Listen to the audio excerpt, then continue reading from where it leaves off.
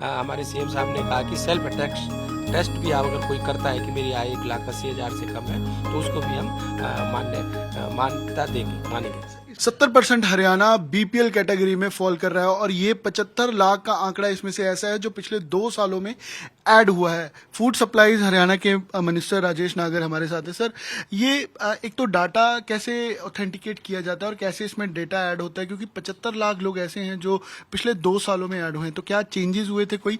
और BPL category क्योंकि उसमें अगर 70% आते हैं तो इसकी रिफ्लेक्शन कैसे देखते हैं आप? देखो, परिवार पहचान पत्र को क्रिड डिपार्टमेंट से जोड़ दिया गया है और उससे सेल्फ डिक्लेरेशन का एक हमने प्रोविजन किया था कि भी सेल्फ डिक्लेरेशन अगर जो करता है कि मेरी आय 1,80,000 से कम है, उसी के तहत इस तरह से ये इतने उपभोक्ता इस 2 साल में हमारे बढ़कर आए। कब सर ये किया गया था ऐड की सेल्फ डिक्लेरेशन की जा सकती है?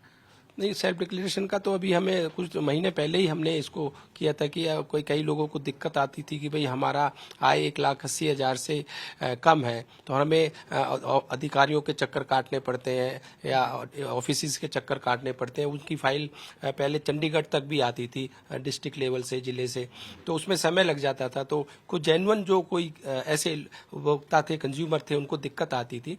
तो हम लोगों ने फिर हमारे सीएम साहब ने कहा कि सेल्फ टेस्ट भी आप अगर कोई करता है कि मेरी आय 1,80,000 से कम है तो उसको भी हम मान्यता मानेंगे। इसमें क्या क्या फायदा है जो बीपीएल कैटेगरी में है? और क्योंकि 70% अगर है तो कहीं ना कहीं ये एक चिंता भी बढ़ाता है स्टेट के लिए। देखो, ये तो खुद जो उपभोक्ता है उन्होंने इसको अपने आप को इस उसमें लाए हैं कि भी हमारी आय 1,80,000 से कम है, तो इसमें डिपार्टमेंट का या हमारा कोई उसमें लेना देना नहीं है, क्योंकि खुद सेल्फ डिक्लेरेशन उन्होंने किया है। बट फूड सप्लाईज उनको सर राशन या राशन कार्ड इन चीज़ों के लिए तो काफ़ी सहूलत मुहैया करवाता है।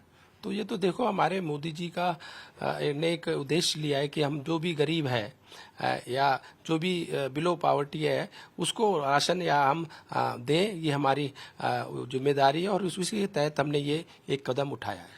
क्या इस डेटे को सर क्रॉस चेक भी किया जाएगा? जैसे कि 1.98 करोड़ लोग हैं जो इसमें अधिकारियों से एक बैठक की है, उसमें हम देख रहे हैं कि किस तरह से अगर कोई इसमें गलत तरीके से इसमें अपनी आय को डिक्लेयर कर रहा है कि मैं 1,80,000 से कम है, अगर वो उस पॉवर्टी लाइन के ऊपर आता है या बिलो नहीं आता है तो उसको की जांच की जाएगी। जैसे एक परिवार में 2 जन 3 जन और कोई डबल आइडेंटिटी ना हो, ऐसे इन चीजों को देखिए। बिल्कुल बिल्कुल बिल्कुल। और सर, क्या ये लोगों की आय जैसे काफी कम है अगर और बीपीएल कैटेगरी में, तो ये एक स्टेट की रेपुटेशन पे भी है कि बीपीएल कैटेगरी में 70% हरियाणा है?